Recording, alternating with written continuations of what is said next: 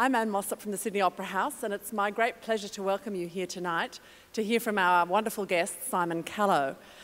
The format of the performance this evening is going to be slightly different in that after a few minutes discussion with Simon, we've decided that what you need is the most of Simon Callow that you can possibly get. So that he is really going to, once I hand over to him, he's going to, I'm sure, hold you spellbound for the next approximately 90 minutes. Some of you have been kind enough to send in questions for him, and what we will do is we may have some answers to some of those that will be posted on our website. So do check in from time to time if you're desperate for an answer. As you would know, Simon is an actor on stage and screen, a director, and the author of books about the art and craft of acting, as well as wonderful volumes of biography and memoir.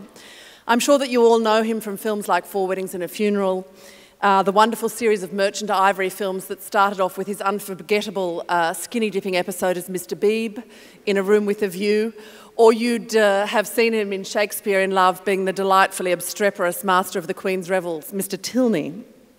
Some of you would have been lucky enough to see him on stage in person in the course of his long and distinguished career. He was the original Mozart in the first production of Amadeus, and in his first film role took the role of Schikaneder in the film of the same name.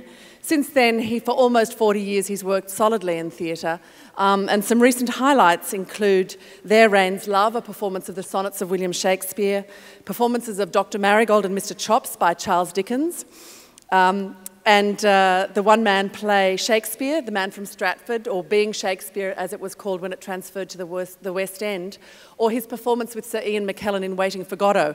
We did see that wonderful production here at the Opera House, but unfortunately without him. You would be surprised if you didn't already know that in the light of credits like those, he's also the author of I think it is 14 books. They include 2 wonderful volumes on acting, Being an Actor and Shooting the Actor, biographies, a short volume about Oscar Wilde and his circle, a biography of Charles Laughton, a difficult actor, a biography of Orson Welles, of which 2 volumes are out and 1 is still to come, and Love is Where It Falls, a memoir about his friendship with the famous agent Peggy Ramsey.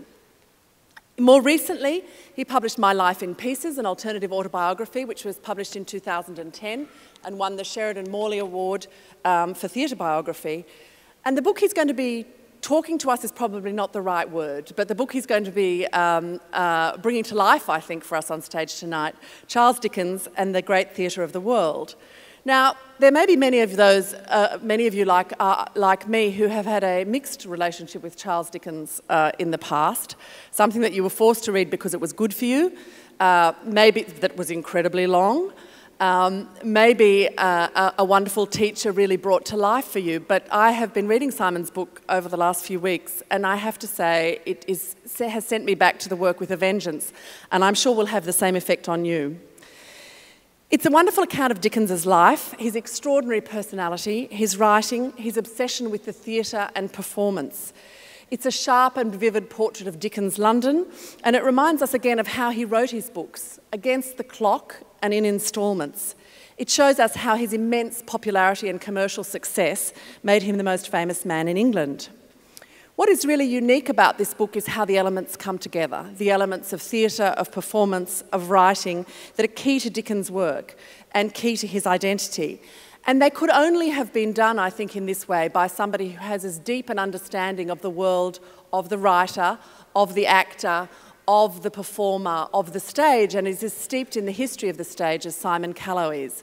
Only somebody who had that knowledge could have brought this book to life, and only somebody like him could bring it to life for us on the stage here tonight. So please welcome Simon Callow.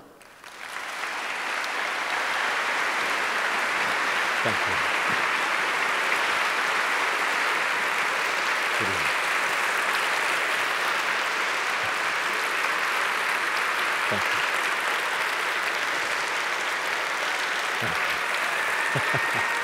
Thank you.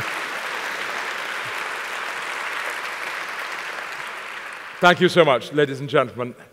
This is one of those rare occasions when one can, with utter sincerity, say what an honour and a thrill it is to stand on the stage of this glorious opera house in this glorious harbour, in this glorious city. in which I had the pleasure of performing 10 years ago a play that Anne mentioned, The Mystery of Charles Dickens, as it happens. I'm sure that many of you know that Charles Dickens was absolutely fascinated by Australia, the idea of Australia. He'd sent 2 of his sons to Australia to make a man of them, in which he was partially successful.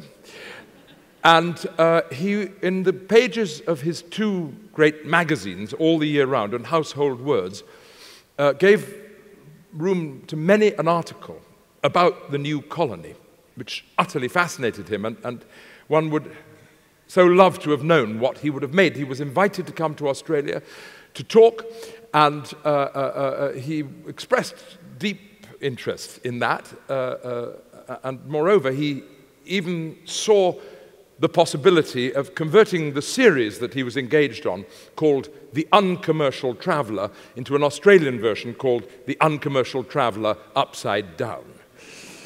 But what wouldn't one have given to see what he'd made of the burgeoning colonial society, of the sheep farms, of the geography, of the people, and of course of the accent, which undoubtedly he would have recorded with his usual fidelity. But I wondered to myself whether he'd said anything particular about Sydney. And so I Googled the words Charles Dickens and Sydney, and the answer that I got was Simon Callow. So I am your link to Charles Dickens. Ladies and gentlemen, I would like to talk to you, of course, about my biography of Dickens, Charles Dickens, and the great theatre of the world. But first, if I may, I'd like to just describe my own personal journey towards Dickens. It started for me, as it might have started for many of you, with A Christmas Carol, which I first saw on stage at the age of about 7. A very fine production it was in a little suburban theatre in Croydon, in Surrey, and it scared the hell out of me, which is, of course, exactly what it was intended to do. It is, after all, a ghost story. But those terrible scenes in the cemetery, with a man begging a faceless spirit for a reprieve, a chance to have a crack at life again, a chance to obliterate his name from the tombstone that is being shown him, were very harrowing and very scary to me, and I avoided Dickens for some years after that. And it wasn't, in fact, till I was about 14 when I was suffering from that most tedious of medical conditions. I hope none of you have endured it, chicken pox, which is a kind of a medieval torture in which you're covered in scabs that you yearn to scratch, and if you do scratch them, it makes it 10 times worse.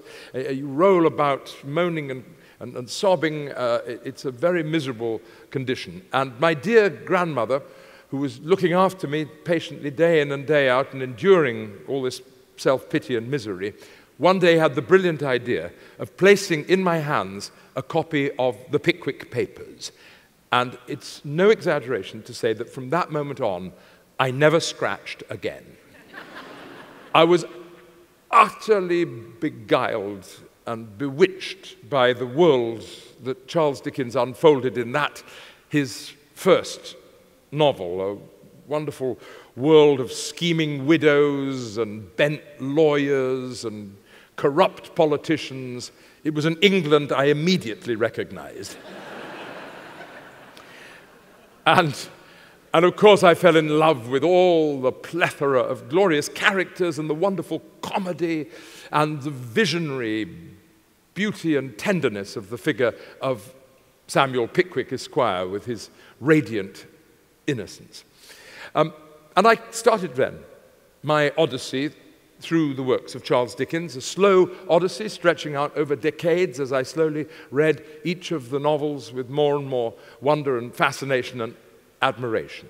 But my next really important encounter with Charles Dickens was after I became an actor. The year I graduated from acting college, I got a much prized part in the company, the repertory company of the Lincoln Theatre Royal. And as some of you will remember from the old repertory theatres, the season was banked by its Christmas plays. All the rest of the year was basically subsidized and underpinned by what was earned at Christmas. And that year in Lincoln, the two plays that we did were Aladdin, the pantomime, and A Christmas Carol. And because they expected to make a great deal of money out of these plays, we did a very large number of performances. And of A Christmas Carol, for example, we gave performances at 10:30 in the morning, 1:30 in the afternoon, and 5:30 in the early evening. And then we went on to rehearse the pantomime. So we were fairly hard work, but it was, I think, an extremely good production, and everybody seemed to appreciate it very warmly. But there were hazards. And the chief among the hazards in that production of A Christmas Carol was the snow, of which in any production of A Christmas Carol there's bound to be a great deal. And the snow in cash-strapped Lincoln in 1973 was made by the stage hands rubbing together polystyrene coffee cups. They're forming fine granules of polystyrene in large quantities, which they then placed in bags swagged up above the stage in the flies. Now, among the many unattractive properties of polystyrene is that once you've got it on your vocal cords, it's impossible, or almost impossible, to dislodge it. And I'm afraid the only way to do it is to hack it out. And so it came that in that production of A Christmas Carol at Lincoln, the children of Lincoln may have been a little bewildered as 12 charming young men and women descended upon them singing joyous Christmas carols with their lungs and their hearts and their mouths wide open, and one by one they would peel off into the wings and go, and come back again. It was fairly surreal, even for those of us taking part in it. Of course, there were other hazards too, because of the extreme pressure of work, of the way in which one performance followed another. Sometimes accidents happen. Now, I was playing Bob Cratchit and Mr. Fezziwig and several carolers, an occasional clergyman, and passers-by. We were all very hard-worked indeed. But my favorite of all these parts was Mr. Fezziwig, and the scene that I really looked forward to every single performance was the scene in which Mr. Fezziwig transforms his warehouse into a gorgeous ballroom and throws a wonderful party for his employees and their friends and their relatives and their girlfriends and so on.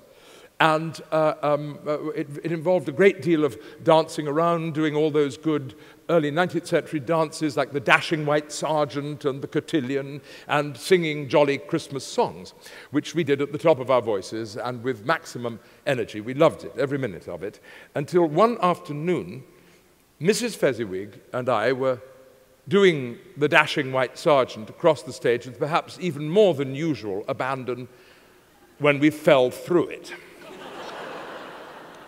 Because there was a trap just in front of us, out of which eventually the tomb of Ebenezer Scrooge would emerge.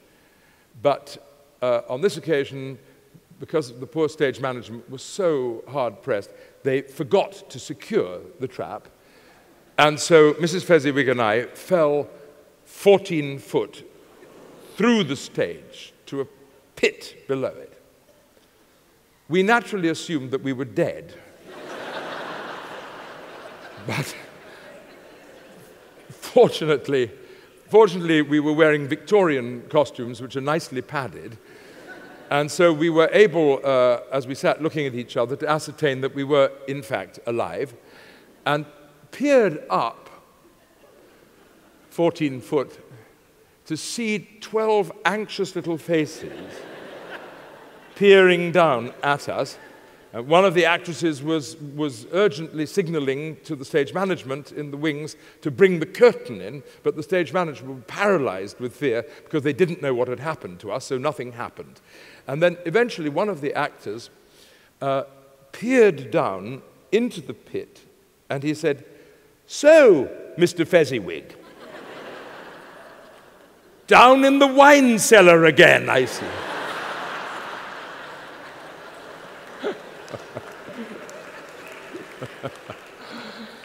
Bless him. And clearly nothing was going to happen, no curtain was going to come in, no stage management were going to come on and explain that the performance had to stop. So Mrs. Fezziwig and I had to somehow emerge from the pit. And we found iron metal rungs on the side of the pit, and so we made our way up like that. But in falling through the hole, I had lost my wig and my spectacles, which were the only things that differentiated Mr. Fezziwig from Bob Cratchit. So the children may have been astonished again to see Mr. Fezziwig descend, however unconventionally, into the wine cellar, and for Bob Cratchit to emerge out of it. Well, somehow we both got out of it, and we did a few quick dashing white sergeants and sang a song or two, and then fell into the wings and laughed for about 15 minutes till it hurt. And that was that. Oh yes, there were other problems. It was, the year was, as I said, 1973, and that's a very black year in recent English political history. It was the time when Edward Heath was on the, I nearly said was on the throne. He might have thought he was, but he was merely the Prime Minister, and making a very bad fist of it, I may say, because his confrontation with the miners that winter had resulted in a 3-day week, and television stopped transmitting at 10 o'clock, and fuel was rationed, and it was very hard to get warm at all. And that year, in the beautiful medieval city of Lincoln, the Christmas decorations had been strung all the way down the high street, but they were never switched on. And of course, we actors and everybody else kept getting bugs and viruses of every kind because we were overworked and not able to warm ourselves up and so on.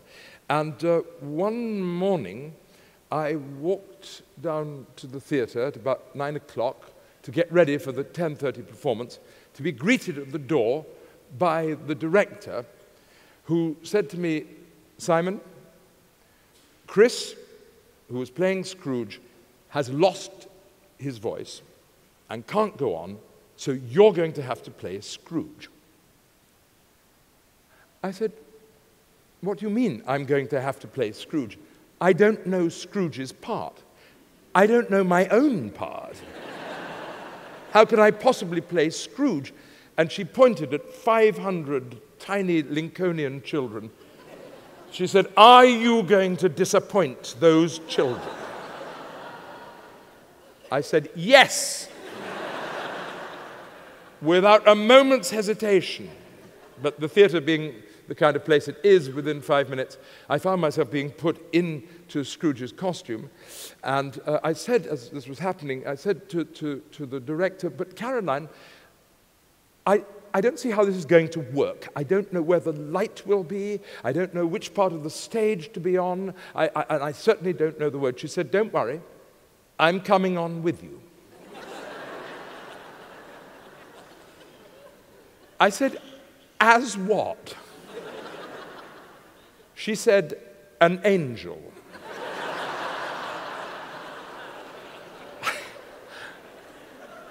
I said, "There are no angels in A Christmas Carol," but that's what happened. She found a wand from somewhere. Angels, fairies, it was all the same to her. She came on stage with me and she pushed me into the light whenever it was necessary, hissing something like, "Spirit of Christmas present, look happy." and words came out of my mouth. What they were, I had no idea at all. But then I had to do the scenes with Bob Cratchit.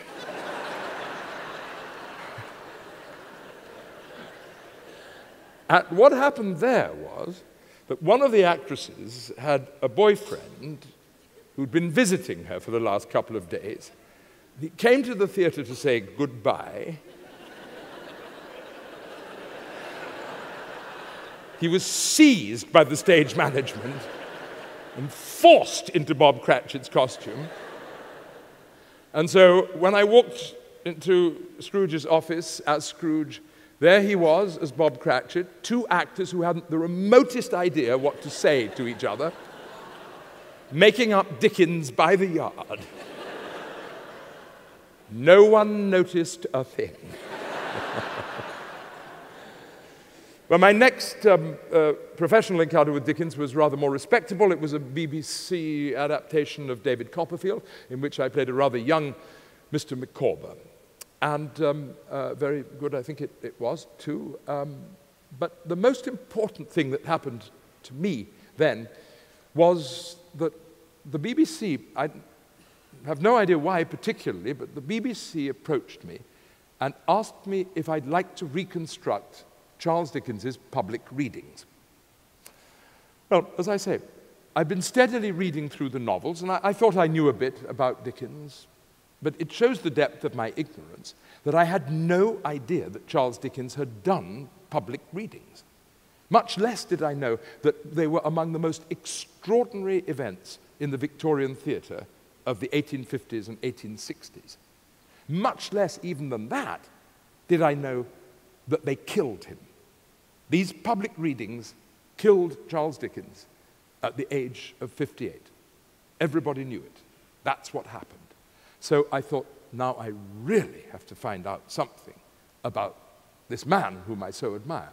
And then I plunged into all the biographies and the vast literature concerning Charles Dickens. And as a result of that, I absolutely fell in love with this extraordinary, complex, magnificent, flawed man, Charles Dickens.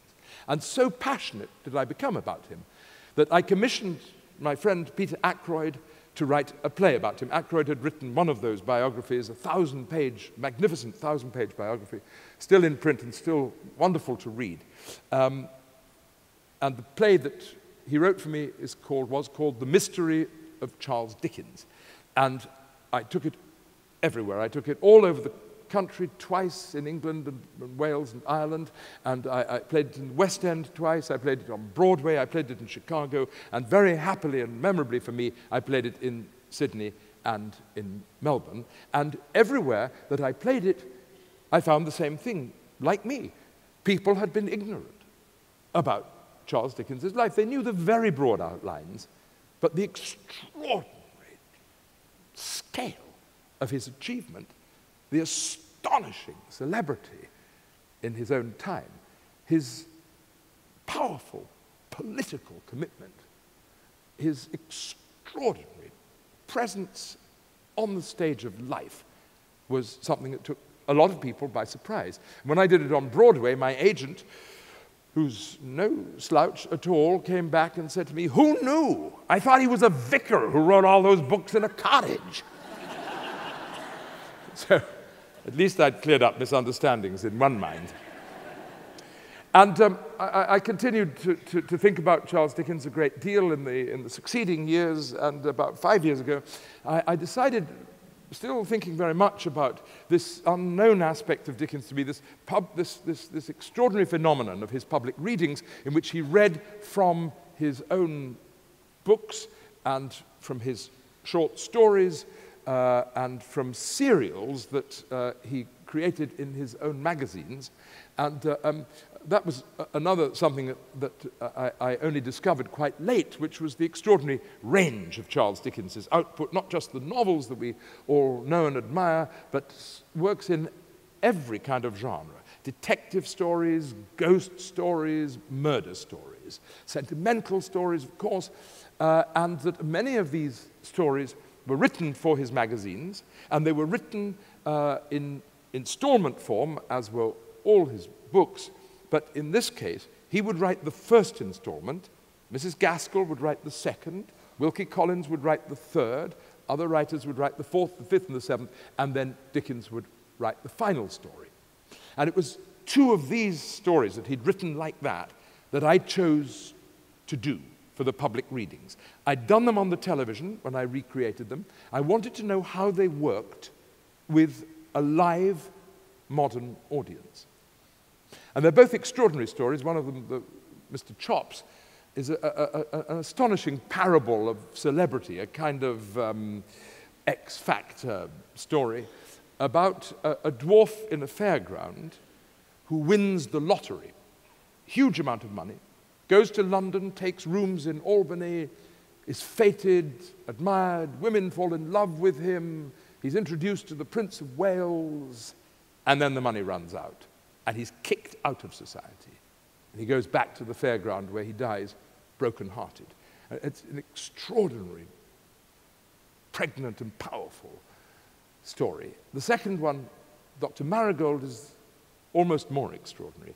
Dr. Marigold is a traveling salesman. His mother gave birth to him on a common. His father was a traveling salesman too. A doctor was summoned. He was so kind and generous and wanted no fee for delivering them that Dr. Marigold's father gave him a tea tray, and in compliment and gratitude to the gentleman, the little boy was called Dr. Marigold. And he tells his life story in this tale, and it covers an astounding range of experience. He gets married, his wife has a child, that she turns against the child, she beats the child dies, she commits suicide. Dr. Marigold goes on the road, he comes across a deaf and dumb child in a fairground. He adopts the child, he invents deaf and dumb language, takes her around the country for 5 years, finally decides she has to go to a deaf and dumb establishment, newly founded in London.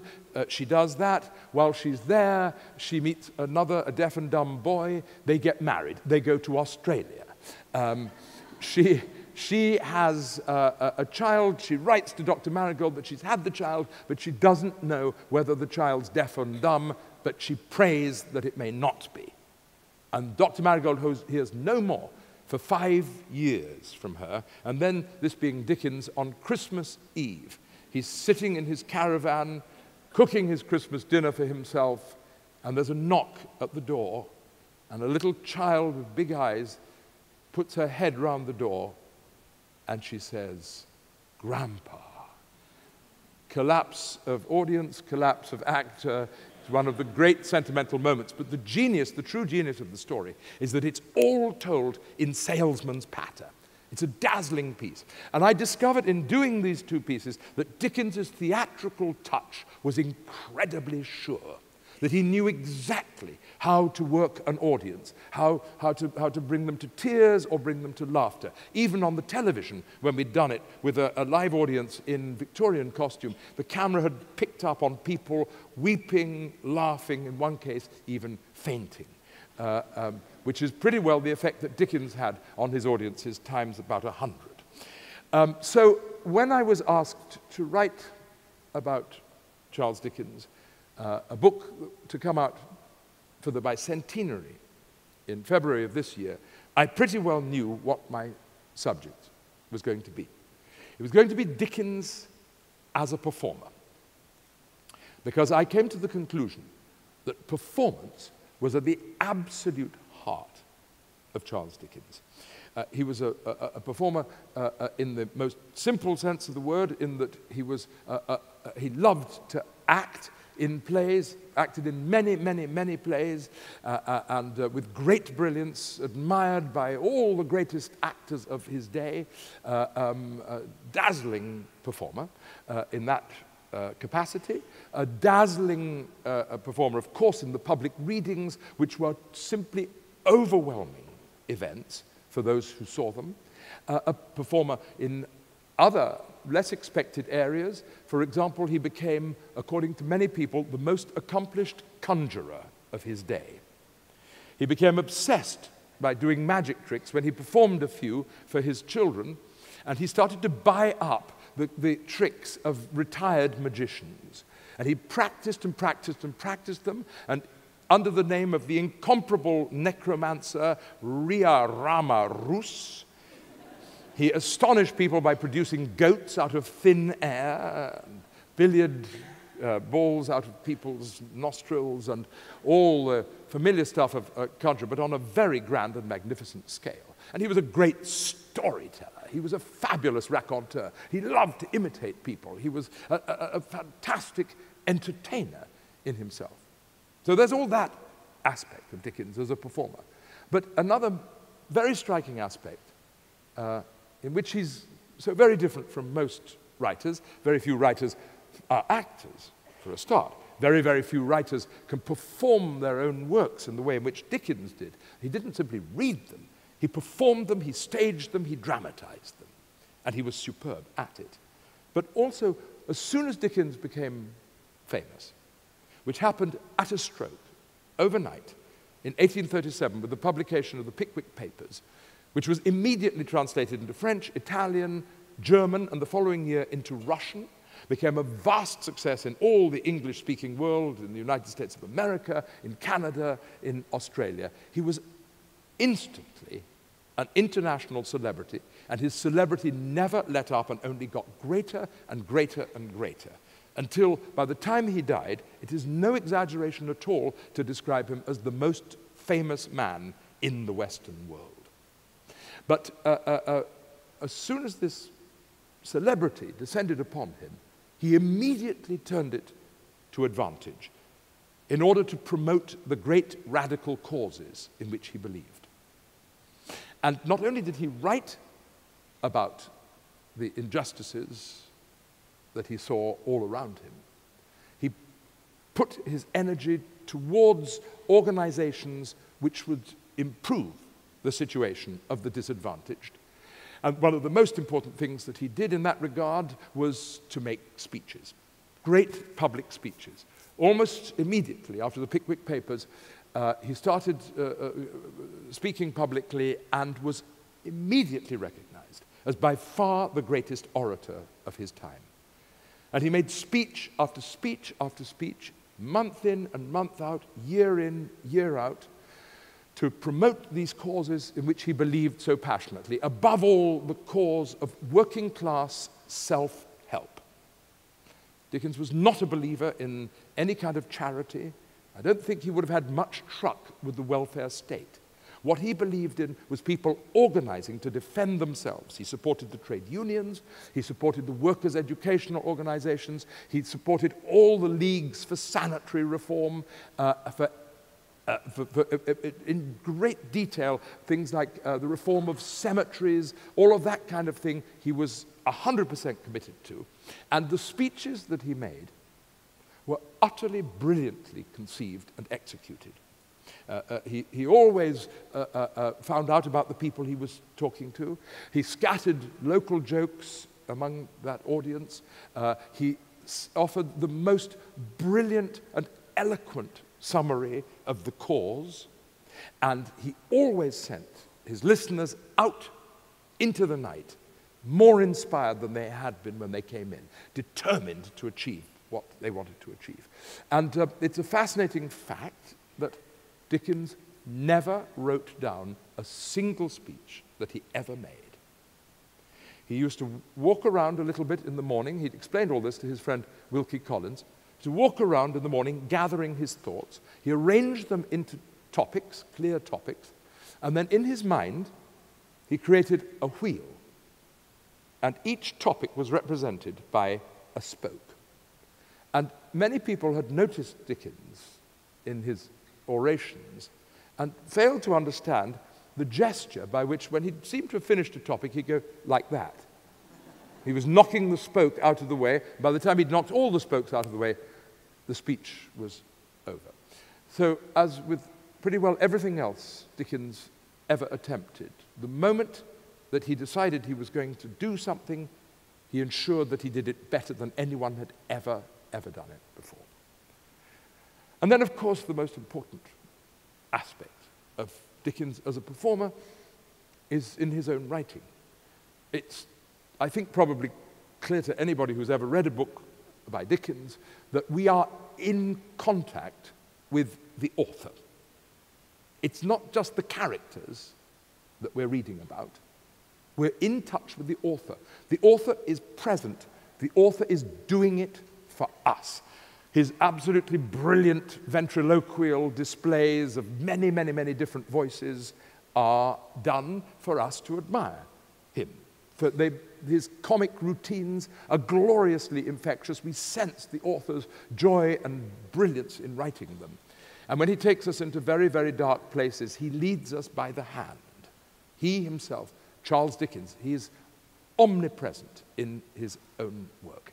And it's also very clear, I think, to anyone with any knowledge of the theatrical scene in which he grew up, that these characters of his are strongly theatrical types, that their procedures are the brilliant procedures of the stand-up comic, or indeed the tragic actor, making his points one after another.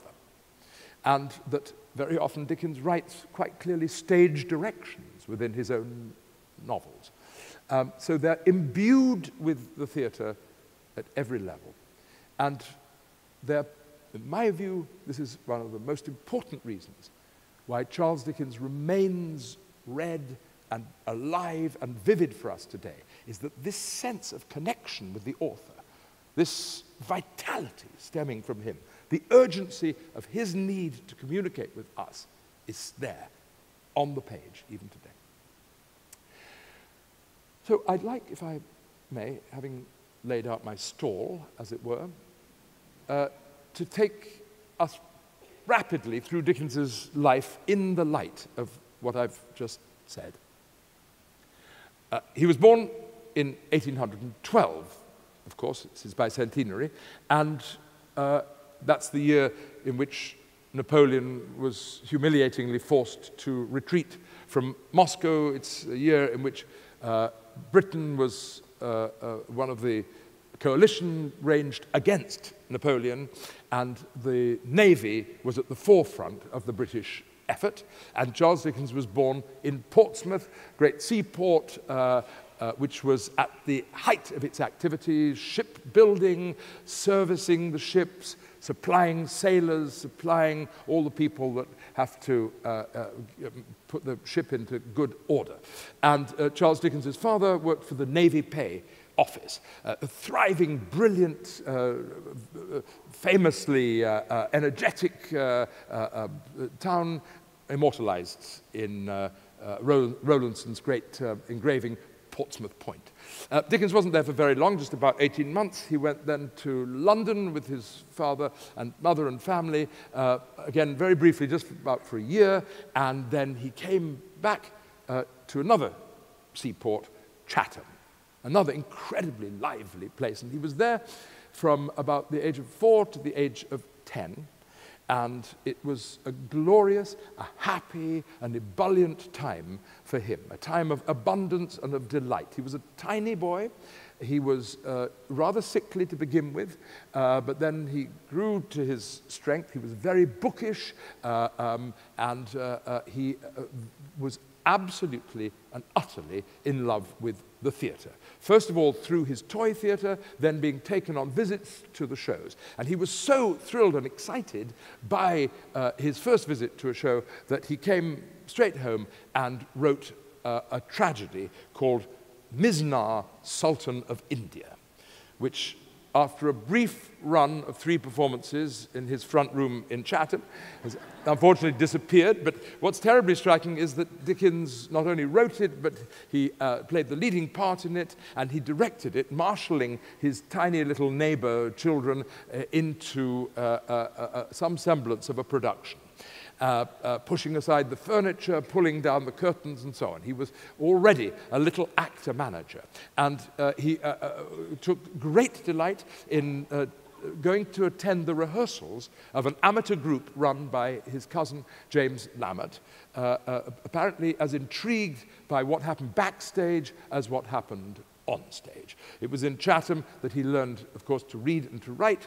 But his mother taught him, and then he went to a little school, and he was the most avid little scholar that could be imagined. He read all his father's books, all the great children's classics of the Robinson Crusoes and the Alibabas and so on. He was a vivacious child himself who was an irrepressible performer. He would, taken to the local pub, would jump up onto the table and sing songs and dance the hornpipe and recite his favorite poems to very gratifying rounds of applause. It was a wonderful, joyous time for him. The town itself was filled with people doing military maneuvers and naval maneuvers. His father was able to take him on board ship, and he would go up and down the Solent and on the Channel, everything in his life was filled with pleasure, happiness, stimulation, and interest. And then at the age of 10, it all stopped. Bang, wiped out. His father was always improvident and had got into very serious debt in Chatham, so much so that for various reasons he had to sell up the house and move the family back to London to headquarters, Navy Pay Office in the Strand, and the family moved to a rather cheerless new development in North London, in Camden Town. And the whole of that vital, vivid, colourful life, to say nothing of his education, just disappeared like that. And John and Elizabeth Dickens, his parents, of course, obsessed by trying to hold the family together and just feed them, abandoned all other interest in their children apart from these basics. Charles had no more schooling, he had nothing to do, he had no friends, he wandered around London, which is a dangerous city today, but was then a very dangerous city indeed, not knowing what to do with himself or where to go, and feeling utterly neglected and abandoned. And then something even worse happened. That same cousin who had taken him into the amateur theatrical rehearsals was appointed the manager of a blacking warehouse, a place where they made shoe polish, a factory for shoe polish. And he suggested that young Charles, now aged 11 and a half, might like to go and work in the factory. And John and Elizabeth Dickens accepted with alacrity. And Charles Dickens found himself working a 10-hour day, 6 days a week, in a rat-infested, dank, and crumbling warehouse. And the job that he had to do was to place a piece of paper on top of the jar of shoe polish, tie it round with a piece of string, and then stick a label on it. And he did that hundreds and hundreds and hundreds of times a day. And he fell into a state of absolute despair. He felt in some sort of way punished, in a way that he couldn't understand at all. Why he had been punished, but he was punished. And abandoned and exiled from the life that he'd known. He was put into lodgings in Camden Town, which is an hour's walk from the factory, and his father, having fallen into even worse debt, was now in the Marshalsea prison for debtors, with the whole family except for Charles. Charles was the only breadwinner in the family. He could at least feed himself. And so he remained in that warehouse for 18 months. This is the great formative influence of his life. This is what makes Charles Dickens Charles Dickens.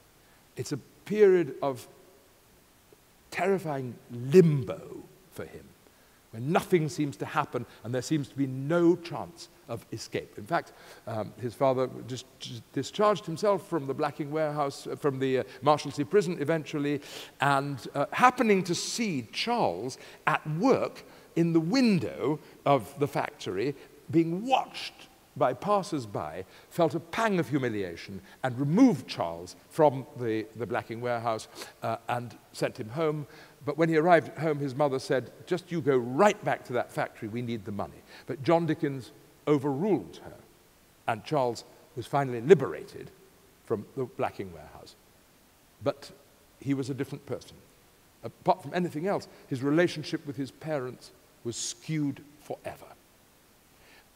He could scarcely believe, as he said later, that his mother had been so unimaginative, so completely blind to his anguish. He never forgave her, and he never forgot it. But he never spoke to anybody about it ever. He closed it up within his own heart. He tried to push it away from himself, knowing that he mustn't succumb to despair or to depression if he was to survive. And he was determined, whatever happened, to survive. And when he was released from the blacking warehouse, he, as it were, leapt back into life with redoubled energy. And everybody who saw him around remembered him as this unbelievably high-spirited, energetic, almost manically joyous child. When he went finally back to school, he started to act in plays in the school and even to put them on. And then at the age of 15, when his father had fallen into debt even more heavily, he finally left school for good and all, having been educated for a total of 3 years in his entire life. And he went to work as a lawyer's clerk, and he started to take his own education in hand at the British Museum reading room. And when he wasn't in the British Museum reading room, he was at the theatre. He went to the theatre, he said, every day of his life for 3 years. He imitated all the actors of the day. He learned their speeches, he learned their sketches, he learned their songs. He performed them all for his fellow lawyers' clerks. And he took advantage of one of the most surprising aspects of the early 19th century theatre in London, which was something called the minor theatres. And these theatres were repertory companies putting on plays regularly, classical plays mostly, and if you had a fancy to play Romeo, for example, or Hamlet, if you paid them enough money, you could do it. The kind of theatrical karaoke, really. And Dickens, I don't think he ever played Hamlet or Romeo, but he certainly took advantage to play smaller parts with some of his fellow clerks. They'd go along. He adored it. He absolutely adored acting. Meanwhile, he was walking the streets of London all the time with his fantastic ear. He was a great, great mimic. He picked up every accent. He was a kind of adolescent Henry Higgins. He was able to spot if somebody came from Peckham, or if they came from Croydon, or if they came from Westminster, or they came from Stratford-atte-Bow instantly, like that.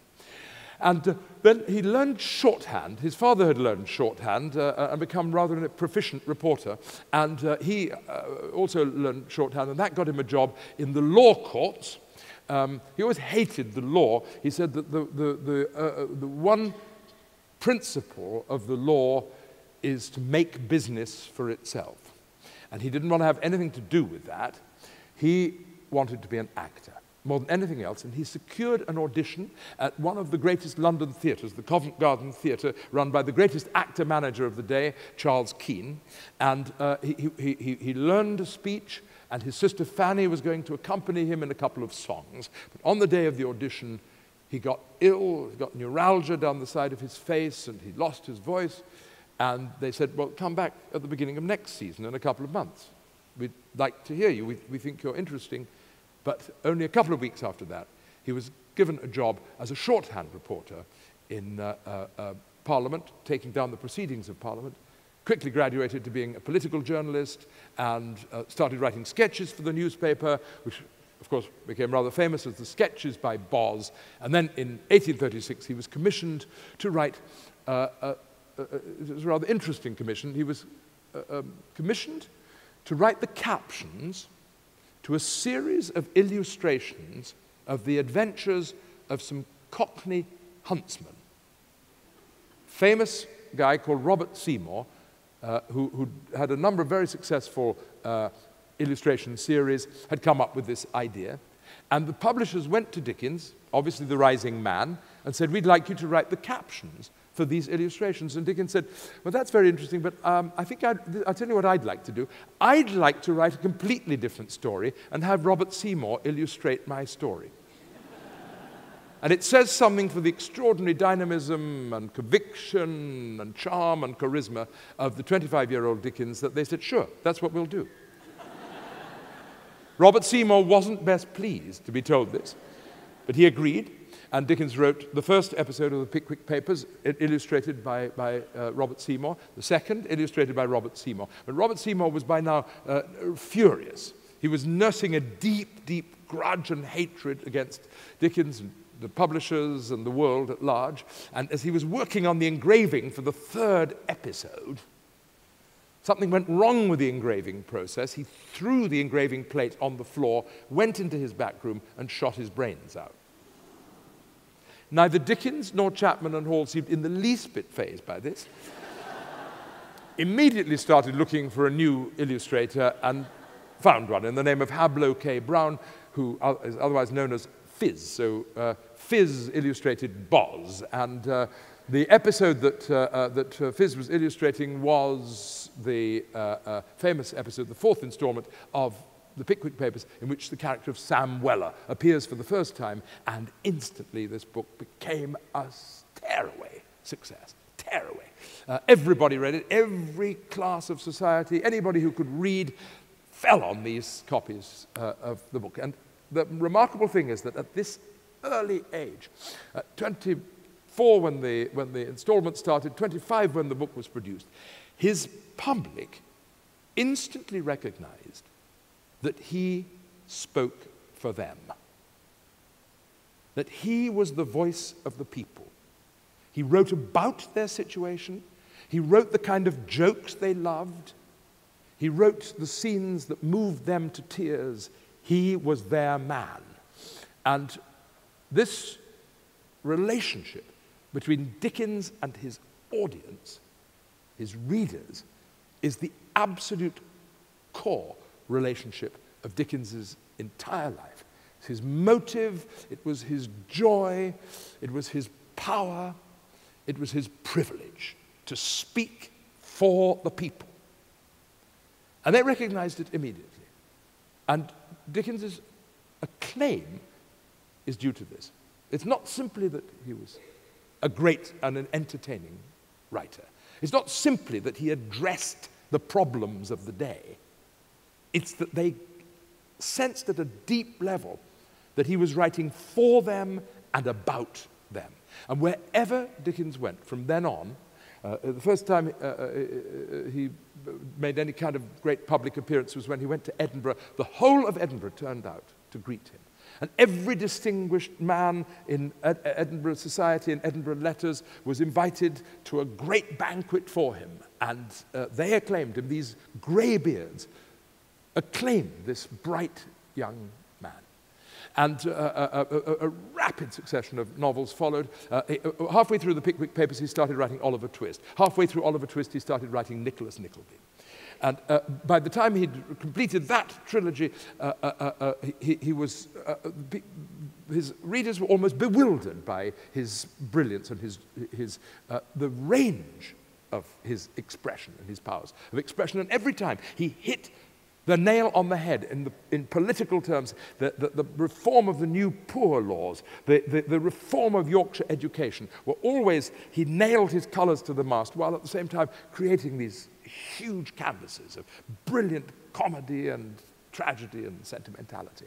And this joy of his readers in Dickens's work reached an utter and absolute climax with The Old Curiosity Shop. Actually, the most popular of all his novels, and the reason for that popularity, above all else, was because of course, Little Nell and her interminable death. And readers across the Atlantic were driven crazed, waiting for the installments to come across by ship. And every time a ship came into Boston Harbor, somebody shouted out, "Is Little Nell dead?" Eventually she died, and it said that it broke the heart of the whole nation. And Dickens's popularity had never been greater. But all through this period of writing, he was writing plays. He'd written plays, as we saw, at the age of 7, and then he wrote plays for his family to do, entertaining little parodies and send-ups of the family foibles and so on. And then he started writing plays for the West End. And they had moderate success. There were 5 of them.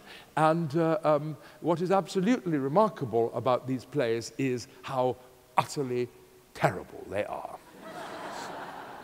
And they're terrible in one very particular way, which is that they seem to lack any trace of Dickens himself in them. Dickens was a man who was incapable of writing a note to the butcher without making it fascinating, funny, original, and unmistakably Dickensian in some way or another, but not the plays. The plays are absolutely bland, not a word that I think we can often accuse Dickens of being. And it puzzled me to know why this would be, and I realized, of course, that he was so stage-struck, he was so utterly in love with the theatre of his own time that he simply created facsimiles of these plays. So his real theatrical sense, the passion that he had for the theatre was not to be found in the work that he wrote for the stage. It was to be found, of course, in the novels, to be found in the Old Curiosity Shop to some extent with the strolling players, but above all to be found in Nicholas Nickleby, in the glorious exploits of Vincent Crummles and his repertory company. But it's worth just saying that not only does Dickens give a wonderful and affectionate portrait of the theatre, of a rather terrible company, but in all its wonderful foibles and its occasional moments of sublimity. But it's not simply the staged event that is what enthralls Dickens. What absolutely seizes him, what is really at the core of his writing about the theatre, and also right at the core of Dickens's idea of society, is that a theatre company represents a kind of human pyramid. Everybody in the theatre company has to be pulling their weight, or the whole thing collapses. If the stage manager's incompetent, we all suffer. If somebody who comes on in the first scene and speaks a line which fills in the plot is not clearly heard, we all suffer. At every level, everybody is connected to everybody else in the theatre. And this is what Dickens felt about society. It's a paradigm of society. We're all in it together. Every one of us is related and connected. Dickens was no egalitarian, but he believed absolutely that we all belong together, and we must be together. And he faced a society which was increasingly alienated, class from class. But he was aware of this alienation because it was within him too. He too needed to be healed. He too needed to be made complete again. He knew that his soul had been disrupted by what had happened to him in that blacking warehouse and all the circumstances that surrounded it. So the theatre is this extraordinary image for Dickens of collaboration, cooperation, connection. And connecting is what Dickens was all about. Connecting all of us to each other and abolishing separation. Dickens was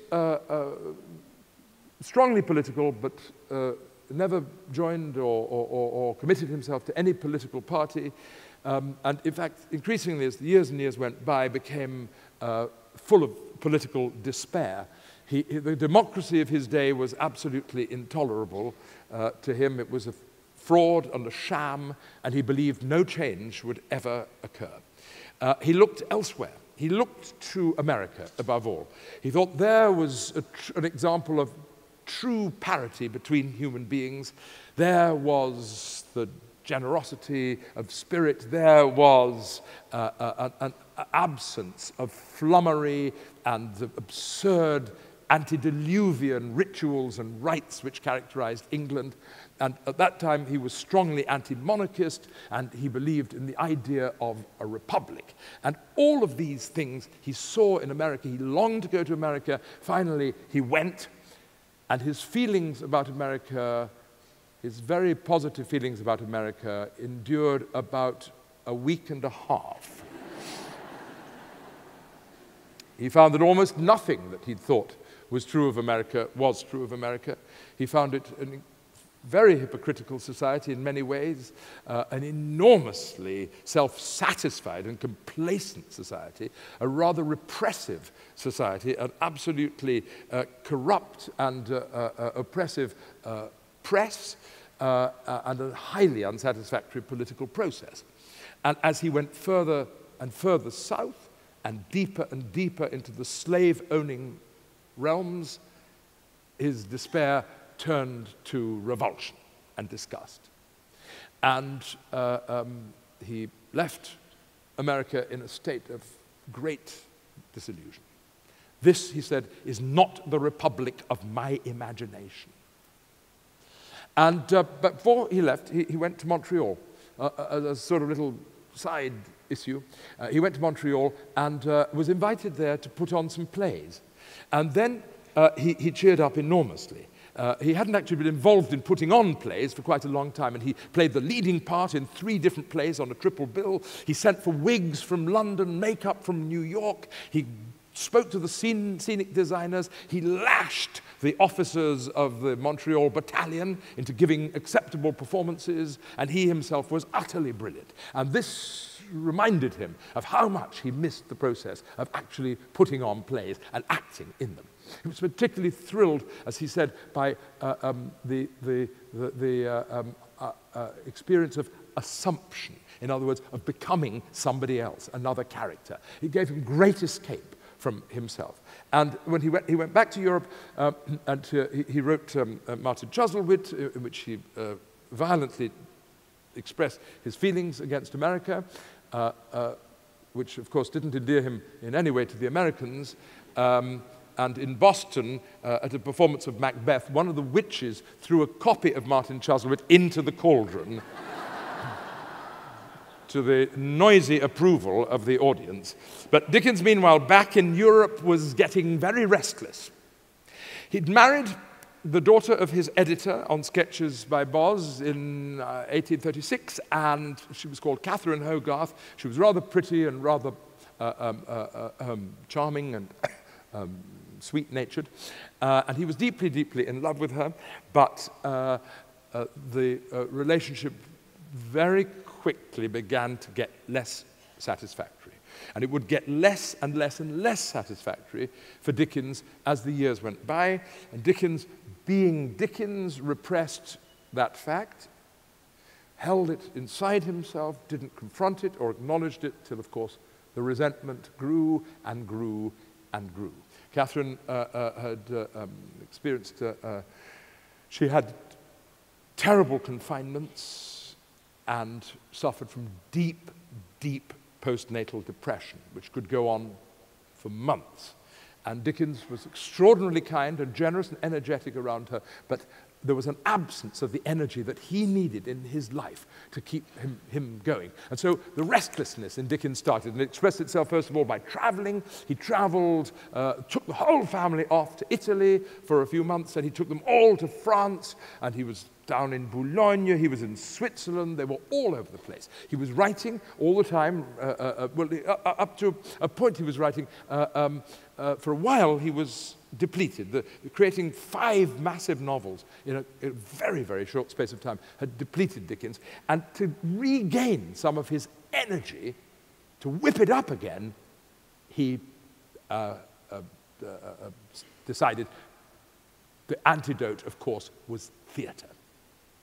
And so with his friend John Forster, who eventually wrote his biography, he started putting on plays. And then he continued to do this for the rest of his life. And when Dickens put on a play, just as when Dickens did anything at all, he did it 150%. And the first play they did was Every Man in His Humour by Ben Jonson, quite an obscure play even then. And Dickens played the bragging soldier Captain Bobadil, He cast his friends, fellow writers, painters, family in the play, rehearsed them impossible hours, 10, 12, 14 hours a day, right through the night sometimes, worked with the scenic designers, made all sorts of innovations with gaslight, candlelight, limes. He started to experiment with sound effects by placing sounds, having people on operating various things across and behind the scenes. The result was an utterly extraordinary production, with himself utterly dazzling in the leading part, and Dickens never being one to knowingly hide his light under a bushel. The first night audience for that amateur charity production consisted of the Duke of Wellington, the Duke of Devonshire, Alfred Lord Tennyson, half of the cabinet, all of the critics. The second night of that production was attended by Queen Victoria. And thereafter, Queen Victoria attended every single performance Dickens ever gave. She thought him one of the most brilliant actors of his time, and so did everybody else. Even professional actors, even the greatest living actor in England, William Macready, had to concede that if Dickens decided to give up writing books, then he would be the greatest actor in England. This, I have to say, is utterly unique in my experience of any novelist. I can't think of a single novelist ever who has had this aspect to their lives. And he went on and on and on and on. He did more and more plays, comedies, and so on. Mostly alternating between the classic and the comedy. He played The Merry Wives of Windsor, in which he played the part of Ford, then his friend Lord Lytton wrote a great big comedy for him to do. But as the years passed, Dickens's mood darkened and darkened. This is partly traceable to various psychic activities in his heart, of his beginning to confront the facts of his childhood. He started to write David Copperfield. But much to do with the increasing wretchedness of his marriage. And it's very characteristic and very interesting that Dickens, always seeking escape into putting on a play, asked his friend Wilkie Collins to write 2 plays for him in which he played tragic characters. He'd never done this before. Dickens's great joy in the theatre was comic. He loved to make people laugh, and he loved to show off by making himself up in various disguises. But in The Lighthouse, in which he plays a murderer who finally confesses to his crime, and The Frozen Deep, an Arctic melodrama, he plays a man who is in despair because his girl has left him for his best friend, and his bitterness and rage against the world is all-consuming. And he meets his best friend, who he has sworn to kill, in the Antarctic. This play is absolute drivel, by the way. And decides not to kill him after all, but dies himself of some Arctic incident. And takes about 25 minutes to die. And as you gather from my description of it, the material is unbelievably unpromising, which is all the more extraordinary that Dickens made of it something that completely overwhelmed his audiences. Not only the staging of it, which he did brilliantly in his own very large house in London, knocking down the French windows in order to extend the playing area right to the bottom of the garden, and creating all sorts of false perspectives and snow effects and rain effects and all the possibilities of the theatre and beyond To the extent that the reviewers, who of course came along with the Lord Chief Justice and all the cabinet and Queen Victoria, again to the showings of the Frozen Deep, they said this is the finest achievement of the modern theatre. And Dickens's own performance was held to be so overwhelming, so devastatingly moving, that people sat in their seats for minutes after the end of the play. And his fellow actors had to avert their eyes from his performance because they wept so much at what he was doing. So we have to believe those accounts, because they come from theatre professionals, from critics who wrote in great detail about it. And to achieve that kind of thing over that poverty of material is truly great acting. It was such a success that he was invited to go to Manchester to the Free Trade Hall to do it. And the Free Trade Hall is enormous. And it was quite clear that the girls and the older lady in the play, who had been played by Dickens's own children and by the wife of his sub-editor, would not have strong enough voices for that great hall. They chose to cast professional actresses instead, and they found a little family, Mrs. Frances Ternan and her two daughters, Maria and Ellen Ternan, and Dickens rehearsed them, and they did the play in Manchester with even greater success. And Dickens fell absolutely and utterly in love with Ellen Ternan, and that was the death sentence for his marriage. It came to a head when he sent a brooch to Ellen Ternan to thank her for her performance in the play, rather lovingly inscribed, and the jeweler delivered it to his wife instead. She confronted him with it. He absolutely denied her suggestion that he was having an affair with this young actress, and he demanded that she go to Ellen Ternan and her mother and apologize for what she'd said. At this point, her mother, Mrs. Hogarth, told her that her marriage was over, and of course it was. And all would have been perfectly fine. Dickens was making a very reasonable settlement for her, giving her a house and an annuity and all kinds of considerations. And then Mrs. Hogarth and her her other daughters went round town saying that he was having an affair with Ellen Ternan, and Dickens exploded with rage, put out a statement on the front page of various newspapers, which nobody understood. They had no idea what he was talking about. And of course, by the end of it, they did, and then he wrote a second letter, which was positively insulting to Catherine, implying that she may be mentally defective in some kind of way, and counts as one of the most disgraceful documents ever written by a great man. His daughter said that he behaved like a madman during this period. And, you know, when a great creative genius goes wrong in that way, then nobody goes so wrong. And it's one of the things that those of us who love Dickens are most deeply embarrassed by.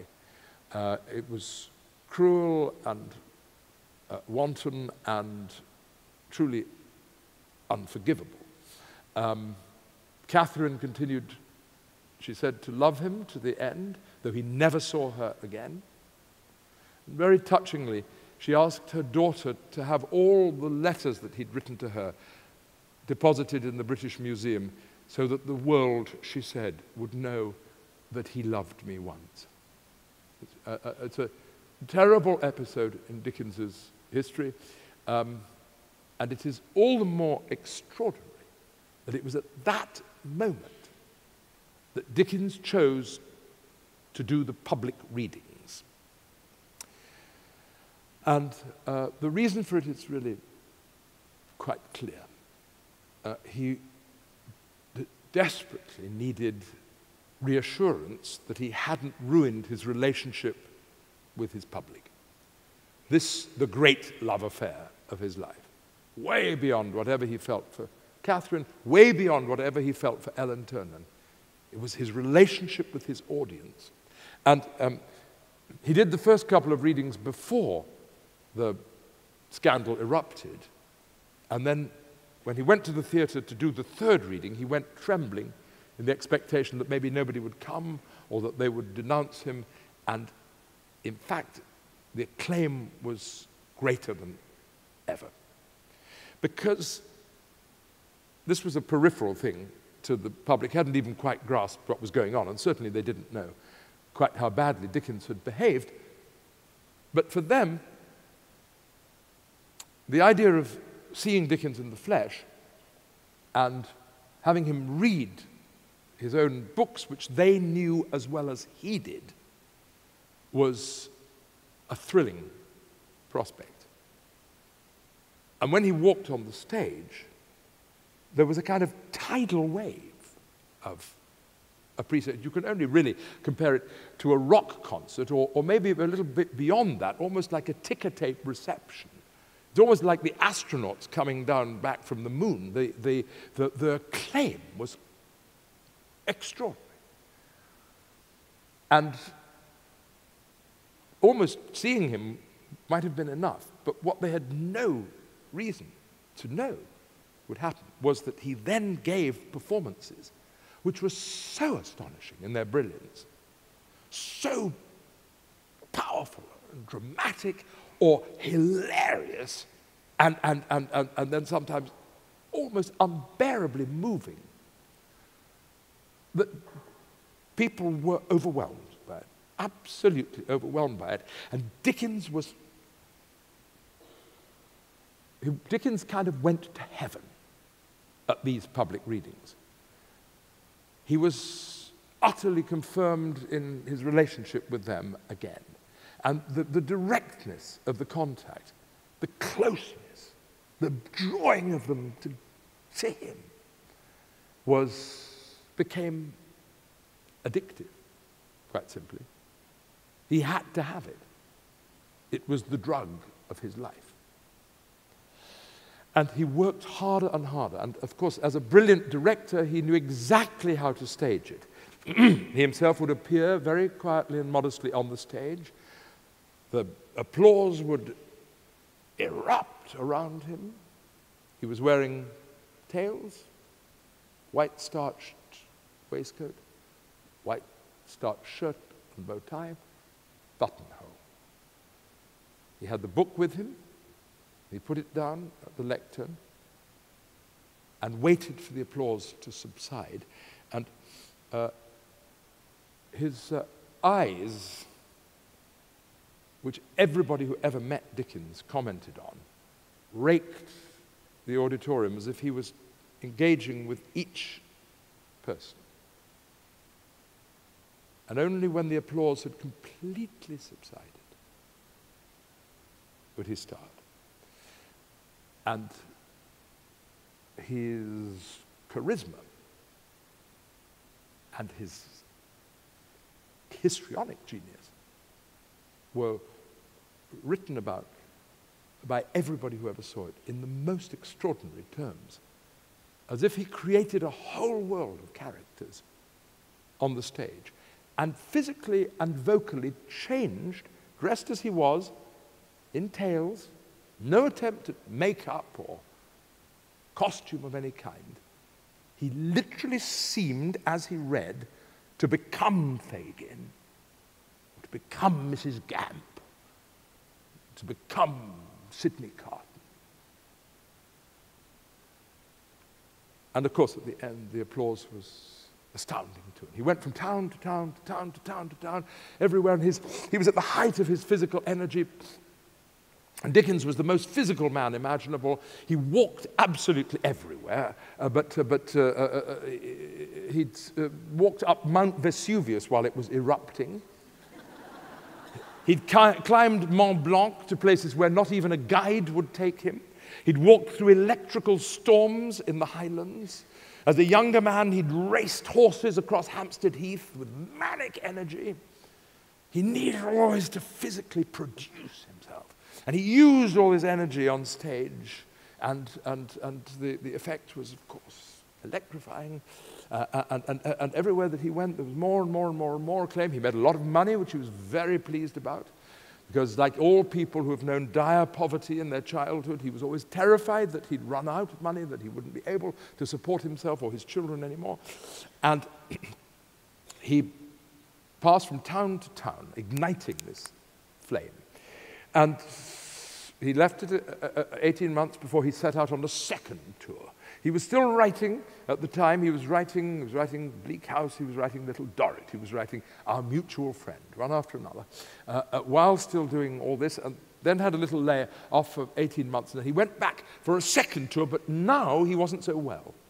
Now Dickens was a little bit lame, and his energy was not quite what it had been. And he, of course, had not had the experience that an actor would have of acting in theatres night after night after night, 8 times a week over a whole year, year in and year out. His body was not up to the demands he was making of it. His voice was not up to the demands he was making of it, and he was a great vocal virtuoso, but he would lose his voice constantly, but always, by sheer willpower, bring it back in time for the performance. But by the end of this tour, he was a wreck. So his colleagues and his friends were astounded when he announced that he was going to go to America to do a tour. He went to America 25 years after his first visit there, and clearly on his mind was some kind of reconciliation with America, and he got it in spades. The response, again, was simply astonishing, even though Dickens by now was unable to do anything during the day. He just about managed to get through the performances. His left foot was swelling bigger and bigger and bigger. He had pains all the way down his left side, and he had, in America, from the day he arrived, he was plagued with catarrh, which he could hardly get through. He tried to self-medicate. Of course, Dickens thought he knew everything about everything. And then he made himself the most destructive concoction he could have done, which is a pint and a half of cream, swallowed down by half a bottle of champagne and 12 oysters. But he insisted he knew best, he knew best. So he did it. He finally came to the end of the tour. He made a magnificently reconciliatory speech at his farewell, saying that, of course, he wasn't such a fool as not to know that he was not filled with faults 25 years ago, and just as he had identified faults in America, he now confessed to faults in himself and arrogance as a young man, and that, of course, America was a changed place, and of course it was. The Civil War had occurred in between those two visits, and New York was transformed out of all recognition. The great cities were now bustling and beautiful, whereas they'd been kind of colonial outposts before. And he rather magnificently said that he had given instructions that in all copies of Martin Chuzzlewit ever printed and published thereafter, there would be a message from him which said, these events depicted refer to an earlier America. This America is not so. This America is a noble and fine and magnificent democratic country. And, of course, a man, when he said those words, shouted out from the back of the audience, "Noble!" And Dickens was surrounded with an aura of huge love from his American audience, got onto the boat somehow or another, somewhat recovered on the boat, went back to his house in Gad's Hill, and announced that he was going to do another reading tour. And not only was he going to do another reading tour, but he was going to increase the challenge to himself. He had a new reading he wanted to do. He thought it was important. He was such a showman, he felt it was important to bring something new into the repertory, some colour, some quality that he'd never done before. And what he chose to do was to reenact the death of Nancy from Oliver Twist. That was certainly new. He'd never, ever performed anything so violent and terrible. And when people saw this performance, they were equally admiring and repelled by it, because the violence was so vivid, so graphic.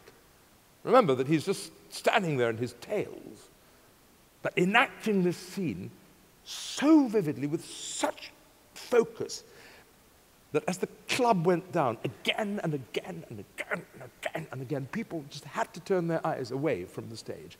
They couldn't, the images that were swimming up in front of them were so vivid and so shocking. And this, more than anything, destroyed Dickens, physically and emotionally, but he kept on programming it. Finally, his manager sent for Dickens's doctor to come up, and Dickens's doctor said, you must never, ever do public readings ever again. Because if you do, you'll have a stroke and you'll never walk again. And Dickens, the idea of Dickens of being crippled in that way was just unbearable. And although weeping copiously, he agreed, and he cancelled it and cancelled the rest of the tour. And then he went back to Gad's Hill, his country house, and he started writing The Mystery of Edwin Drood, the first novel that he'd written for 2 years. He hadn't written any novel at all in the last 2 years of the great last 2 tours. And it is one of the miracles of Dickens that that novel, which I defy anybody to think is the work of an exhausted mind or an exhausted body or an exhausted imagination, there's an astonishing kind of aura around that book. So he started writing that, and then sort of rather casually announced that he couldn't bear the idea of all the people who'd been disappointed by his cancelling the reading. He'd do another farewell season, which he did in London, St. James's Theatre, beginning of 1870. And this time, the London audience, who'd not seen him reading for some while, were truly shocked, because he came in on sticks. He had to sit to do the reading. At the beginning, he seemed to have no voice at all, and then, miraculously, the voice started to come back, all the characters. Even though he was seated, the whole astonishing performance started again. And people, of course, were profoundly moved by the whole thing. Dickens was profoundly moved by it. And at the last one, he only did 16 of these shows. In the last one, he made a speech which anyone who was there remembered for the rest of their lives. And it ended with a phrase which became very famous. He said, "From these garish lights, I vanish now forevermore with a grateful, heartfelt, and affectionate farewell." And he went back to his dressing room. He kind of collapsed, but he knew that he would never, ever perform in that way again. They cheered and cheered and cheered and cheered and cheered and cheered. Dickens retired again to Gad's Hill, carried on writing Edwin Drood, but came back to London now and then, and there's a strange sense of him bidding farewell and of people trying to fix his place in the scheme of things. He'd absolutely refused any honors, any titles, anything at all. He had no truck with the political establishment. And he'd avoided Queen Victoria like the plague. After every one of his performances, she'd asked him to come and have an audience with her, and he'd always refused. Finally, in April and May of 1870, he had breakfast with Gladstone, the Prime Minister, lunched with Disraeli, the head of the opposition, and finally had his audience with Queen Victoria. He thought it would last about 10 minutes. It went on for an hour and a half, during which, according to the protocol, of course, he had to stand, even though he could hardly stand at all. But to her considerable credit, she too stood all the way through this long audience. They talked of this and that, about the price of meat, quite literally. Queen Victoria asked Dickens, "Mr. Dickens, why is it so hard to get good servants anymore?" All people to ask that question. He suggested that a little improvement in education might help matters. And then finally she said to him, she said very sweetly, she said to him, the humblest writer in the land would like to offer a small gift to the greatest, and she gave him a copy of her book, Leaves from a Highland Journal. And then she said, "And we would be very grateful to receive your collected works, Mr. Dickens." Which, of course, he agreed to do, and he signed them and dedicated them and had them sent to her. And they arrived at Windsor Castle on the day he died. But before he died, just bewilderingly, this almost impossibly frail man decided he wanted to direct another play.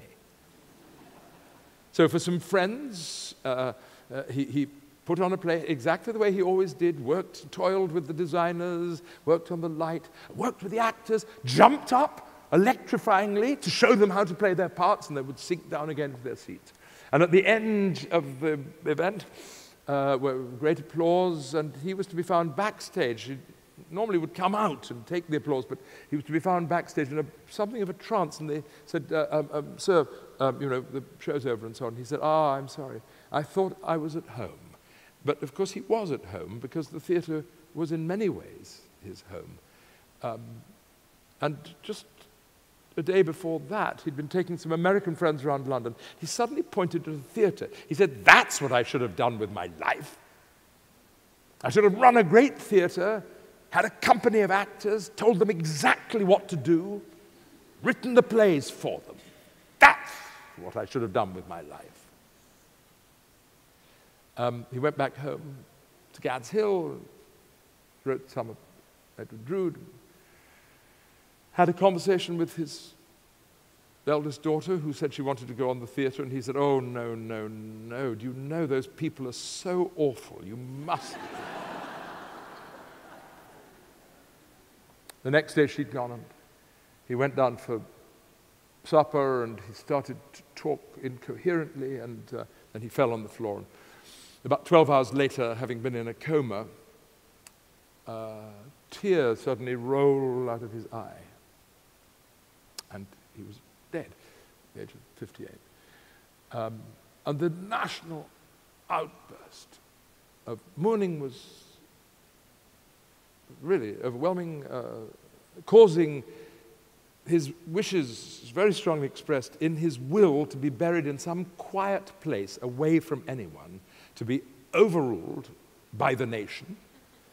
So he's buried in Westminster Abbey, exactly against his wishes, and the thousands and thousands and hundreds of thousands of people walked past his coffin, and the flowers piled up and piled up. They had to be moved away. More flowers piled up and piled up and piled up. And every obituary, in speaking of his extraordinary achievements, remarked on what a conundrum his work was, because it was absolutely shot through with compassion for the poor and the disadvantaged and those who had suffered injustice. And yet he had known none of these things in his life, because, of course, he'd kept quiet about the blacking warehouse. He told nobody about it at all. He and his parents never discussed it once he'd left it. He only told one person in the world about it, and that was John Forster, his best friend, and subsequently his biographer. And so it was that 2 years after Dickens's death, in 1872, the first volume of that biography came out. And the world was astonished to discover what was the driving force behind Dickens's vision and his life. And I like to think of it as a final piece of stage management, a last coup, a final curtain line to amaze and astound the world. But I've been working with Dickens, oh God, for so many years, and I'm as conscious as he was of his own flaws and his own faults, but I cannot but come to the conclusion that he is one of the most valuable of all citizens to have ever wielded a pen or ever spoken on behalf of his fellow human beings. And of course, the huge and unending dynamo of his imagination gives his books a kind of unquenchable vitality. And I've played Dickens rather often, one thing and another, most satisfactorily for me, in an episode of Doctor Who.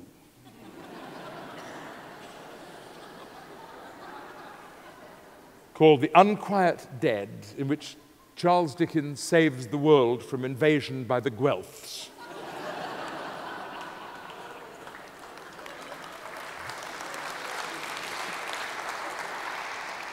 And when they offered me the screenplay before I'd read it, I said, oh, for God's sake, no, they'll just send him up, won't they? And they said, no, I think it's actually rather good. And I read it and I realized it was written by someone who absolutely adored Dickens and knew him intimately. And so Mark Gatiss, his name, is a wonderful writer and actor in England. And I said, of course I'll do it. And at the end of the episode in which Dickens saves the world, Doctor Who, then played by Christopher Eccleston, and his lovely companion, then played by Billy Piper, are about to go away in the TARDIS. And Dickens says, Doctor, you seem to know a great deal about the future. May I ask you a question? Of course, says the Doctor. Dickens says, will I be read? The Doctor says, yes. Dickens says, how long for? The Doctor says, forever. Thank you, ladies and gentlemen.